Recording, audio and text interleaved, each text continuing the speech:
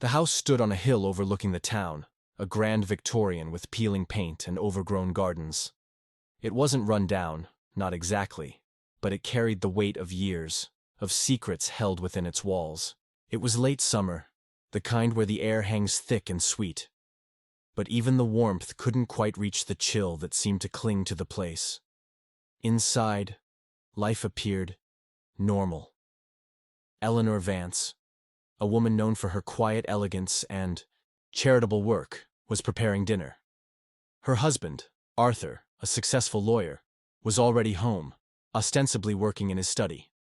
Their daughter, Clara, a bright, artistic teenager, was upstairs, lost in her sketchbook. Everything seemed perfectly in order, a picture of comfortable suburban life. But beneath the surface, a current of unease flowed. Eleanor's smile didn't quite reach her eyes. Arthur's silences were longer than usual, and Clara, though seemingly oblivious, sensed the tension. The house felt off balance. It wasn't a sudden shift, more a slow erosion of something solid. Eleanor had always been the anchor, the calm center of their world. Now, even she seemed to be drifting.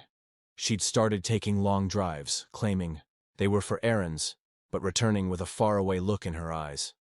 Arthur, usually meticulous in his appearance, had let things slide, his suits rumpled, his tie loosened. He'd begun spending more time at the office, or so he said. The whispers started subtly among the town's social circles. Talk of Arthur's late nights, Eleanor's quiet sadness. Nothing concrete, just a feeling that something wasn't right. The real source of the trouble, the thing that would shatter their carefully constructed world, wasn't a stranger, or a financial crisis, or a sudden illness. It was a betrayal that ran deeper than anyone could have imagined. A secret that had been brewing for months, hidden in plain sight. It involved Eleanor's mother, Vivian Holloway, a woman who had always been a powerful presence in Eleanor's life, a woman who, despite her age, still possessed a captivating allure. Vivian often visited, offering advice, assistance, and a seemingly unwavering support. But her visits had become more frequent, her presence more intense. And Arthur, a man who prided himself on control, found himself increasingly drawn to her. The first cracks appeared during a charity gala. Eleanor, radiant in a blue gown, noticed Arthur lingering a little too long in conversation with Vivian. It wasn't anything overt, just a prolonged gaze, a touch on the arm that felt different. She dismissed it as politeness, but the seed of doubt had been planted. Then came the small gifts, a rare book for Vivian, a bottle of expensive perfume. Arthur claimed they were tokens of gratitude for her help with Clara, but Eleanor couldn't shake the feeling that they were something more. The tension escalated slowly, insidiously. Arthur began to criticize Eleanor more frequently, nitpicking at her choices, questioning her judgment. He accused her of being distant, of not understanding his needs. Eleanor, hurt and confused, retreated further into herself.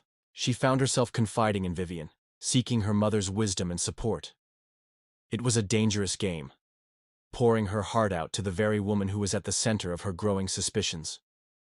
Vivian, with her practiced empathy, listened patiently, offering soothing words and subtle suggestions.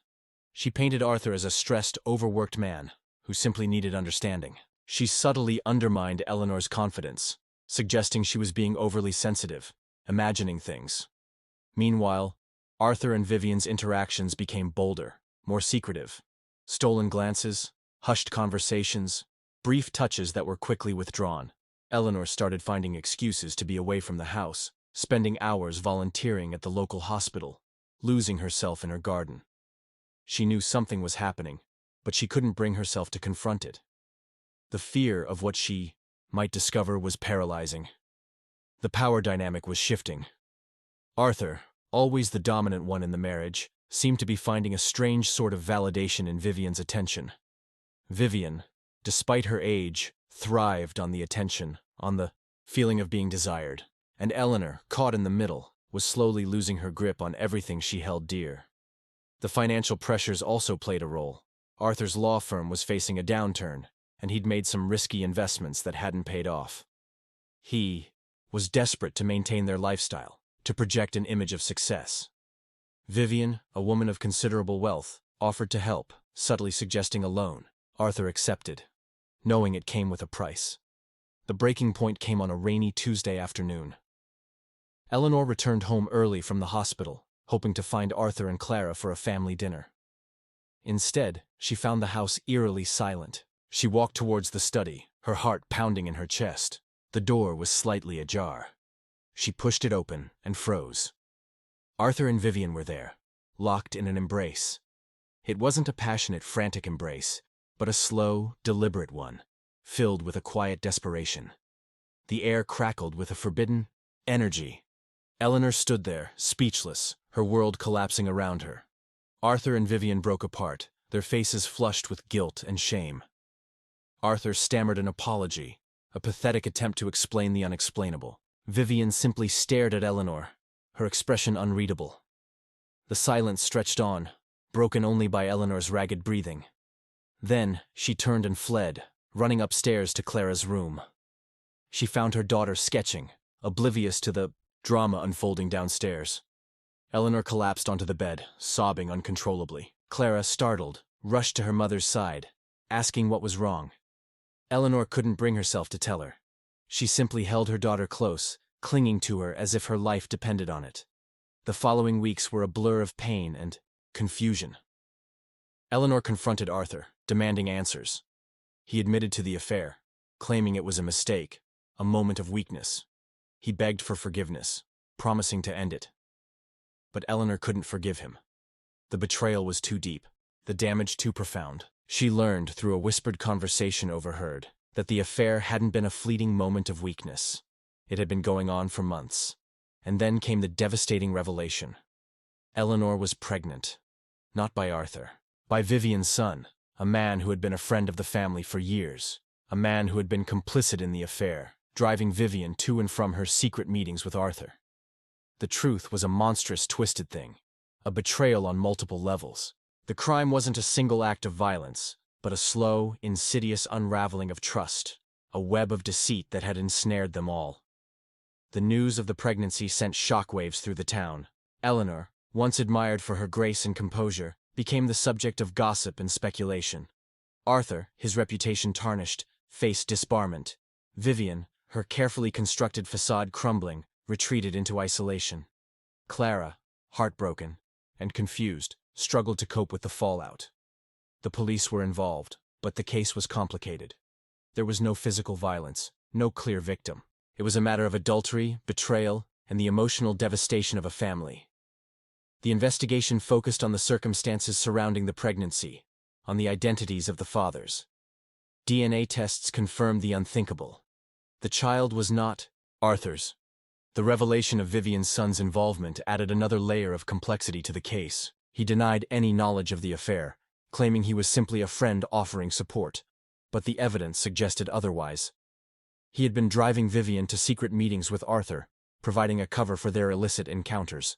He had been aware of the pregnancy and had helped to conceal it. The emotional toll on Eleanor was immense. She was ostracized by some, pitied by others. She lost her friends, her social standing, her sense of self. She struggled with depression and anxiety, haunted by the betrayal of those she loved most. Arthur, desperate to salvage his reputation, offered to provide for the child, but Eleanor refused. She wanted nothing to do with him, or with the man who was the father of her child. She decided to raise the baby on her own, determined to create a life for herself and her child, free from the shadows of the past. The house on the hill, once a symbol of their happiness, became a prison, a constant reminder of their shattered dreams. In the end, Arthur was disbarred and lost his fortune. Vivian, shunned by her social circle, died a year later, a broken and lonely woman. Vivian's son faced public scorn and lost his position in the community. Clara, after years of therapy, eventually found peace and built a successful career as an artist. Eleanor, though forever scarred by the experience, found strength in her resilience. She raised her child with love and determination, shielding her from the truth about her father. The child, a daughter named Lily, grew up knowing only her mother's unwavering affection. Eleanor never remarried, dedicating her life to Lily and to helping other women who had experienced similar betrayals.